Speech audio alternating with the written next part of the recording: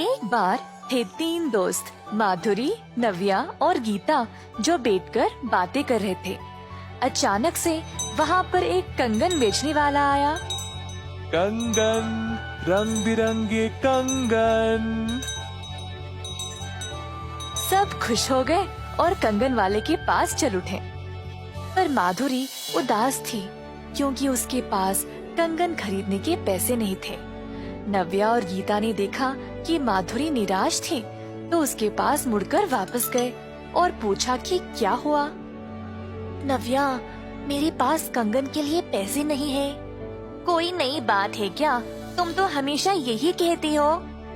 अरे माधुरी, बुरा मत मानो, धीरे धीरे पैसा जमा कर कर तुम बाद में भी खरीद सकती हो। मैं भी उसी समय खरीदूंगी। चलो, जब तक तुम्हारे पैसे जमा नहीं हो जाते हम इंतजार करेंगे। माधुरी ने अपनी सहेलियों को अलविदा किया और घर की ओर चल पड़ी। घर पर उसकी माँ ने देखा कि उसका मन कुछ ठीक सा नहीं लग रहा था। क्या हुआ मेरी बच्ची? माँ, बाजार में एक कंगन वाला आया था। सब लोगों ने खुशी से कंगन खरीदे।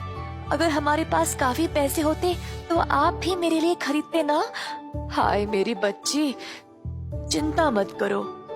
तुमको पता है असली धन क्या होता है?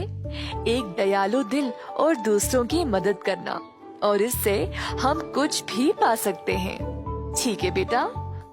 अपनी माँ की बातें सुनकर माधुरी को अच्छा लगा और उस रात वह शांति से सो गई।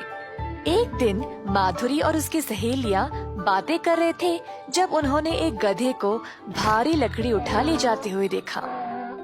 माधुरी ने गधे की ओर देखा और अपनी माँ की बातों को याद किया। माधुरी गधे का बोझ हल्का करना चाहती थी। अपनी सहेलियों से भी मदद मांगा। छी छी, ये गधा कितना गंदा है, मैं इसके पास भी नहीं जाऊंगी। माफ करना माधुरी, मेरे कपड़े नए हैं तो मैं नहीं आ सकती। माधुरी ने अब गधे की मदद अकेले ही करने का निर्णय लिया। यह तो काफी मुश्किल काम था, पर फिर भी उसने किया। इसी दौरान एक बूढ़ी महिला वहाँ पर अपने गधे को ढूंढते हुए आई। ओ बिल्लू, रुक। बिल्लू, मैं तेरे पीछे और नहीं दौड़ सकती। बूढ़ी महिला को पता नहीं था कि गधा एक ही जगह खड़ा हुआ था। जब वह पास आई तो उसने माधुरी को गधे के पास देखा। अरे बेटी, कौन हो तुम? अम्मा जी, मैंने आपके गधे को अकेले इतना भार लेकर चलते हुए देखा, तो बस मैंने थोड़ा सा बोझ हल्का कर दिया गधे की मदद करने के लिए। क्या तुमने अकेले इतना भार उठा लिया? वाह, तुम तो काफी बलवान बच्ची हो। क्या तुम मेरे घर आकर मेरी मदद करोगी? चलो, इस लकड़ी को साथ उठा ले चलते हैं। जरूर अम्मा जी। माधुरी बूढ़ी महिला के घर गई और उसकी मदद की। ठीक है अम्मा जी, अब मैं घर चलती हूँ। अलविदा। अरे लड़की, रुको तो सही। तुम बहुत प्यारी हो। तुमने अपने कपड़ों और हाथों के गंदे होने की परवाह किए बिना मेरी इतनी मदद की। तुम्हारा स्वभाव सच में बहुत दयालु है। ये चक्की ले जाओ, मेरी तरफ से तुम्हारे लिए एक तोहफा। माधुरी को लगा कि यह चक्की रसोई में उसकी माँ को काम आएगी और खुशी से भेंट स्वीकार किया।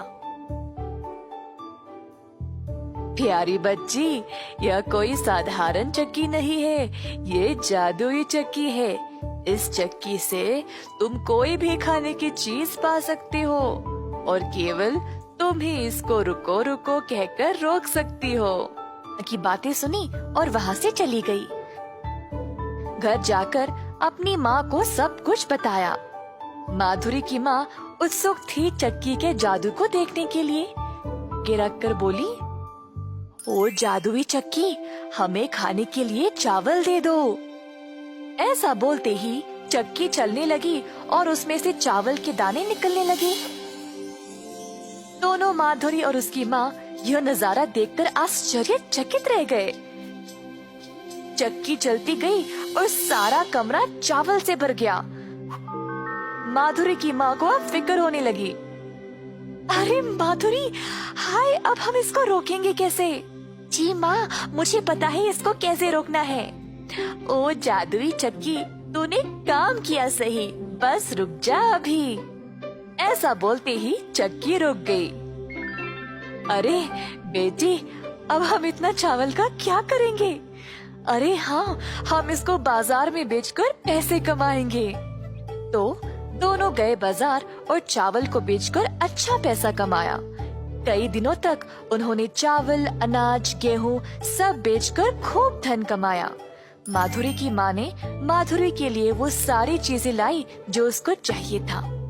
माधुरी की सहेलियां उसको नए कपड़े, सुनहरे कंगन, चमचमाते जूतों में देखकर हैरान ही रह गए।